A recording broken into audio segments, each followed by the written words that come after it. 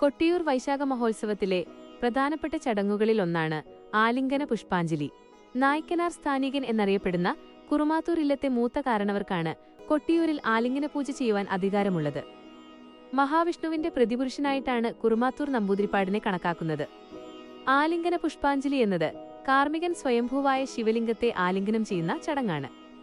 യാഗാഗ്നിയിൽ സതീദേവി ആത്മാഹുതി ചെയ്തതിന്റെ വേർപാടിൽ കോപതാപവിവശനായി മാറിയ മഹാദേവനെ മഹാവിഷ്ണു നെഞ്ചോട് ചേർത്ത് പിടിച്ച് ശാന്തനാക്കിയ വലിയൊരു സൗഹൃദത്തിന്റെ പുണ്യസ്മരണയാണ് ഈ ചടങ്ങിലൂടെ പുനർജനിക്കുന്നത്.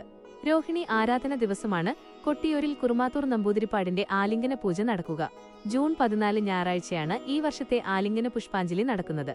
ആലിംഗന പുഷ്പാഞ്ജലിക്ക് തലേദിവസം കുറുമാത്തൂർ നമ്പൂതിരിപ്പാട് മണത്തണയിലെ ആക്കൽ തറവാട്ടിൽ എത്തിച്ചേരുന്നു. കൊട്ടിയൂരിന്റെ ഉടമസ്ഥാവകാശം കൈയാളുന്ന തറവാടുകളിൽ ഒന്നാണ് ആക്കൽ. മണത്തണയിലെത്തുന്ന കുറുമാത്തൂർ നമ്പൂതിരിപ്പാടിനെ തറവാട്ടിൽ നിന്നും ഒരാൾ വന്ന് താമ്പൂലം വെച്ച് തറവാട്ടിലേക്ക് ക്ഷണിക്കുന്നു. തറവാട്ടിലെത്തുന്ന കുറുമാത്തൂരിനെ തറവാട്ടിലെ കാരണവസ്ത്രീ വിളക്ക് കൊളുത്തി സ്വീകരിച്ച് ആനയിക്കുന്നു. അടുത്ത ദിവസം രാവിലെ കുറുമാത്തൂർ കൊട്ടിയൂരിലേക്ക് പുറപ്പെടും. ഉച്ചശീവേലിക്ക് മുമ്പ് ഉഷകാമ്പ്രം നമ്പൂതിരി അദ്ദേഹത്തെ എതിരേറ്റ് മണിത്തറയിൽ കയറ്റിയിരുത്തുന്നു. കുറുമാത്തൂർ സ്ഥാനികൻ മണിത്തറയിൽ പ്രവേശിക്കുന്നതോടെ വിശേഷ വാദ്യഘോഷങ്ങളുടെ പശ്ചാത്തലത്തിൽ മന്ത്രോച്ചാരണങ്ങളോടെ തുളസിക്കതിരുകളും തീർത്ഥവും അർപ്പിച്ച് സ്ഥാനികൻ സ്വയംഭൂ വിഗ്രഹത്തെ ആലിംഗനം ചെയ്ത് പൂജകൾ പൂർത്തിയാക്കുന്നു. കുറുമാത്തൂർ മണിത്തറയിൽ നിന്നും ഇറങ്ങുന്നതുവരെ വാദ്യമേളങ്ങൾ തുടരും.